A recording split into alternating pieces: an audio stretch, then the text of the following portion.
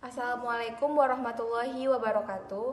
Perkenalkan, nama saya Aulia Fitri, NPM 1905 10 40 139. Saya berasal dari Prodi Peternakan Fakultas Pertanian Universitas Syakwala.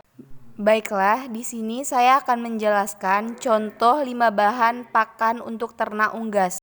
Peternak ayam banyak menggunakan pakan dedak padi untuk ayam pedaging atau broiler karena memiliki kandungan asam amino yang tinggi. Asam amino sangat baik bagi pertumbuhan ayam broiler.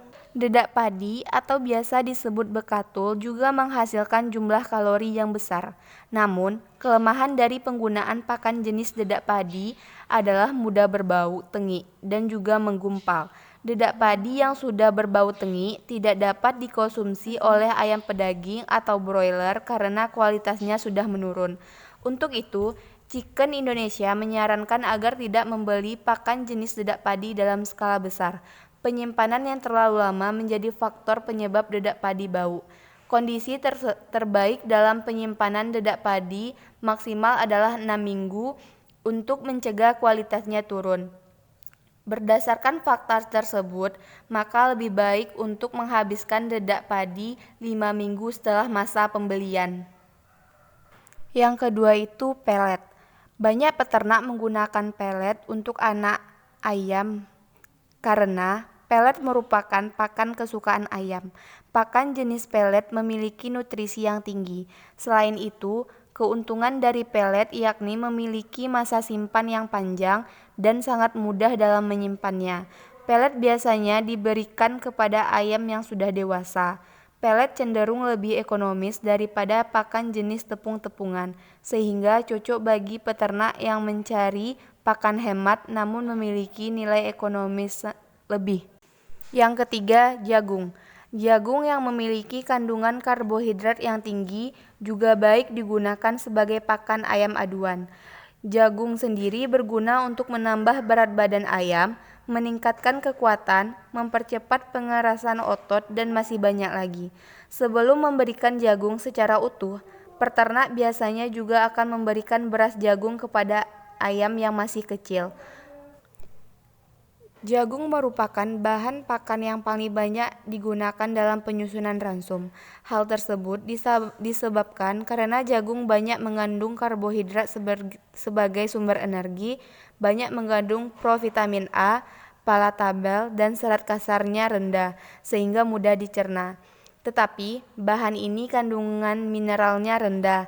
Apabila dalam penyusunan ransum yang digunakan jagung putih, sebaiknya ransum itu ditambahkan feed suplemen, vitamin A atau bahan yang banyak mengandung vitamin A. Pemberian jagung pada ransum unggas berkisar antara 20-50%. Sebaiknya jagung yang digunakan dalam penyusunan ransum untuk ayam petelur adalah jagung kuning. Yang keempat, polar. Gandum adalah termasuk jenis tanaman rumput-rumputan yang ditanam untuk produksi biji. Biji gandum terdiri 85% endosperma, 13% dedak dengan kulit biji, serta 2 gram atau embrio dan lembaga. Banyak tepung yang dihasilkan bervariasi. Kandungan nutrisi polar cukup baik, yaitu mengandung energi termetabolis, serat kasar, protein, dan lemak kasar. Tingginya kandungan polisakarida non-fatty pada polar dapat diatasi dengan menambahkan enzim. Polar yang beredar di pasaran umumnya itu ada 2 macam, yaitu polar halus dan polar kasar. Dan yang terakhir itu bungkil kelapa. Bungkil kelapa merupakan limbah dari proses pembuatan minyak kelapa. Kalau proses pembuatan minyak kelapa cukup baik, maka kandungan lemak bungkil kelapanya akan rendah atau dapat disimpan dengan lama. Namun, bila proses pembuatan minyak tidak sempurna, bungkil kelapa masih banyak mengandung lemak. Hal inilah yang menjadi kendala penggunaannya dalam penyusunan ransum unggas, karena bahan tersebut mudah tengik. Namun, kendala tersebut dapat diatasi dengan menambah zat anti jamur dan antioksidan. Bungkil kelapa yang beredar di pasaran umumnya masih banyak ada gumpalannya. Kandungan protein kasar pada bungkil kelapa cukup tinggi, yaitu berkisar antara 20% sampai 26% tergantung pada proses pembuatannya. Dengan demikian, halnya dengan kandungan energi termetabolisnya yang rendah yaitu 1640 kalori per kilogram dan tinggi rendahnya kandungan energi tersebut sangat tergantung pada proses pembuatannya. Namun, yang dapat dimanfaatkan oleh ternak unggas khususnya berkisar antara 53 sampai 81%.